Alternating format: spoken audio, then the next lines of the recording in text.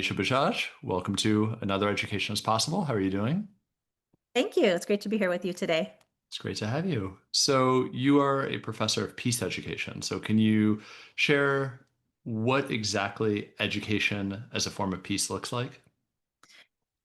Education as a form of peace, it really is about education for peace and education about peace. So, thinking about what are the cognitive and content area knowledge that we need to have about peace movements over time and how people have made peace, forged peace, even in the toughest circumstances. So much of what we learn in history is about violence, about war, about conquest. There are so many examples of how people have forged peace, made peace, advanced peace, but we don't learn about those. So there's the cognitive piece, no pun intended, the cognitive aspect, but also the affective. How do we build the skills and attitudes and orientations to have people learn how to move in ways that build peace in our communities at the micro, the meso, macro levels? So there's both the action oriented and then some of the more cognitive oriented aspects of the field. What really drew me to this field, I was somebody who was interested in human rights. I got really interested in Paulo Freire's theories about pedagogies of the oppressed and thinking about education as a force for liberation, education and social movements. And I found a program, a doctoral program that was focused on peace education.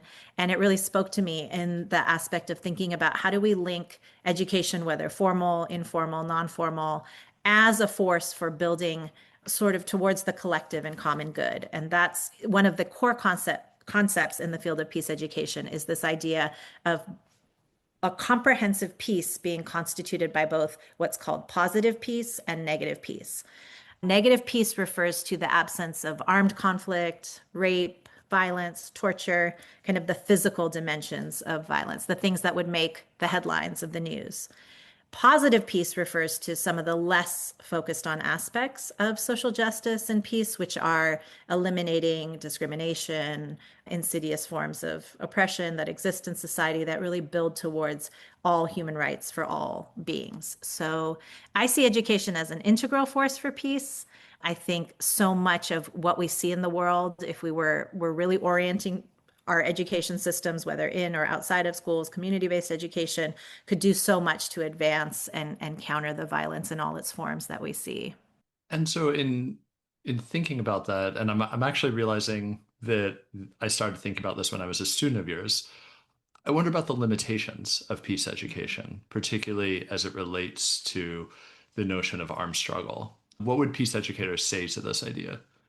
Yeah, I mean, I think my dear collaborator and colleague Maria Hansopoulos has written about some of the limitations of peace education, dialogue groups, encounter groups being a lot that is oriented to kind of the teleological assumptions that come into some peace education efforts where there is a desired outcome, that people are being moved towards an already predetermined outcome about what needs to happen. I do think that, some of the most compelling examples of peace education that we see today are embedded within social movements. When I think about like Zapatista education, I think about Becky Tarlow's work with the landless workers movement. She talks a lot about so much of human rights and peace education being embedded in how the workers' movement brings children into the fold, demanding their right to an education. I think of Dalit human rights movements in India and how much of education is oriented towards this reclamation of their dignity and human rights.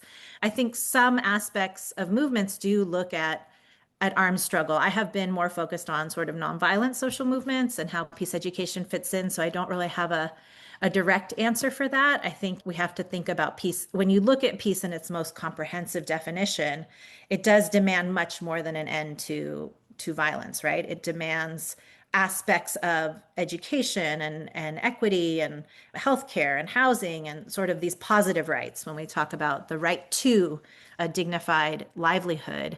And when those are systematically denied by oppressive social forces, those might be state forces, those might be transnational corporations that are extracting oil from your community and suppressing free speech and any dissent, you do have the question of what do you do when there is so little nonviolent recourse? That isn't something that I've focused on too much in my research, but I do think it is something that we have to contend with when we look at sort of one of the biggest examples of peace education and dealing with contested histories is South Africa, right? And you had a primarily nonviolent movement, but with a wing that Nelson Mandela was involved in, which did, engage in armed resistance and sabotage and authorize violence in some ways. And that has sometimes been erased from the history of that movement when we think about it. But that was part of a strategy that it's hard to say what brought about the end of apartheid. There were so many things. There was economic sanctions, there was boycotts, there was social movements from below, pressure from the outside. I'm based in the Bay Area where the workers at the Port of Oakland refused to unload ships that were coming from South Africa. They flat out refused. And one of the first places that Nelson Mandela went to when he came out of jail before he was even president, he came to Oakland and spoke at the stadium here and thanked all the workers who were part of that boycott. So many social movements have many wings and many facets that move them forward. And it's hard to say what is the exact convergence that leads to that tipping point of where social change occurs. So I think it's something we have to talk about and contend with. I don't, I haven't looked at it enough in the examples that I've written about and the books that I have, which are mostly about peace education movements in Central Africa through education, in South Asia, in Latin America a little bit. There hasn't been as much sort of armed struggle as a component of the research that I've done. But I do think it's something we have to talk about and engage with for sure. Hmm. Maybe we need Leila Khalid as a peace educator to come into the field. And I can't help but comment that I think that's a fantastic example of Nelson Mandela that very easily maps on to what's happening right now if you're following the Mask Off Maersk campaign and the People's Arms embargo that is by and large centered around ports trying to stop the flow of arms into Israel. But so I really like that you framed this through prepositions, which is actually the same framework we use. So if you're by and large focused on education about and for peace, Mm-hmm. and even what education looks like within peace, I'm also wondering about its opposite. What happens when and what does it look like when education works against peace? Mm-hmm. I mean, I think we have so many historical examples of that, right? So much of the framing of the Universal Declaration of Human Rights was coming out of World War II, coming out of Nazi Germany, where you had highly educated individuals engaging in mass atrocities.